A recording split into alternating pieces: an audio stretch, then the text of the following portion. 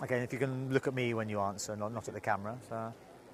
Okay, fine. Well, I'll ask you first of all just to both to introduce yourselves and tell me where you're from, the organisation or the country you're from.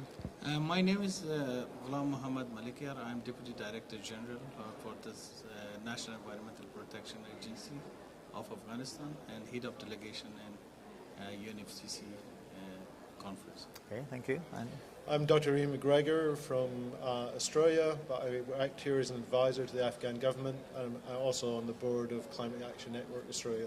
Okay, thank you very much, both of you, for joining us. Well, first of all, if you could just to put it into context, the situation in Afghanistan as related to climate change. What are the effects of climate change that have happened in Afghanistan in recent years? Actually, the climate change is not only an environmental problem in Afghanistan, but it has contributed to the peace and to treat peace and stability in Afghanistan, because the loss of ecosystem productivity forced people from rural area to migrate to urban areas, and we have the problem of in urban areas to shelter them, and this is the main issues that we are suffering now, and we are losing our land productivity, and land degradation is another issue, soil erosion, and also glaciers melting. We have very limited glaciers in my country, which is melting now, and that's the major water resources in my country. This is in general the overall impact of climate change that we see now in Afghanistan. Right, and presumably with the instability in the country, in certain regions of the country, adaptation policies, I imagine, difficult to implement. As a post-conflict country, we have started just a few years back to work on the climate change issues, and we are enabling activities and do what the climate change needs, and adaptation is another issue that we are working on our strategies. We have developed NAPA and NCAC, and now we are working on the initial national communication to be submitted to UNFCCC. These are the activities that Afghanistan has started initially, but we hope that we can pursue these activities and work more on adaptation issues. Thank you very much. I mean, a country like Afghanistan, obviously poised, waiting for some kind of results out of talks like this. Countries really at the kind of cutting edge of the climate change debate. They're not getting the results that they could perhaps, they should perhaps be expecting. Well, they're getting far from the results that we need and are expecting. Afghanistan is one of the least developed countries and part of the least developed country group here at the climate change negotiations. They're the countries that have contributed least to climate change because they all have very low emissions, but they're countries that generally suffer the most from climate change. They have the least resources for adaptation. They suffer often from loss and damage, as we've seen in the Philippines from their recent suffering from the typhoon that caused significant loss and damage. But the major countries such as the US is opposing or blocking any significant agreement on loss and damage here. We've also, globally, we have failed to reduce emissions.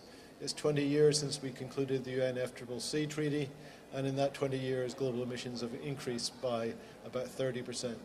So we need much more ambition on mitigation, reducing global emissions, but also much more ambition on providing adaptation for funds for countries like Afghanistan to adapt to climate change, and a mechanism to address, an international mechanism to address loss and damage.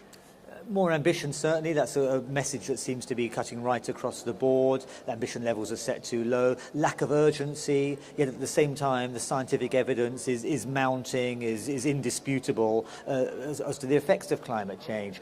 Where's it all going wrong? What's happening? Why are we not getting the results here in Doha? Well, I'm not sure this is the best process.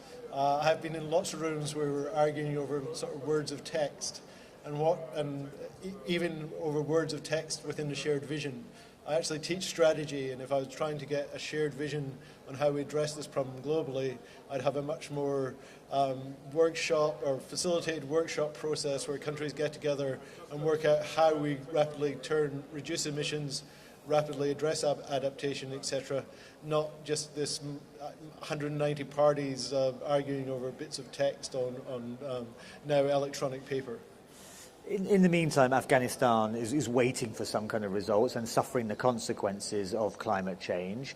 I mean, how do you view these talks? I mean, it must be very frustrating for anybody involved in the Afghanistani government watching and waiting for some kind of positive results from Doha.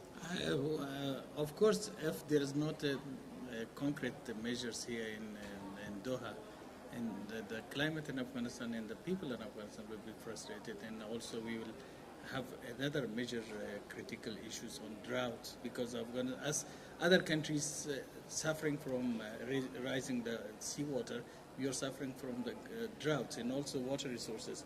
And water resources, the major sources that we will lose it in the next few years. Okay, thank you both very much. Thank you. Thank you.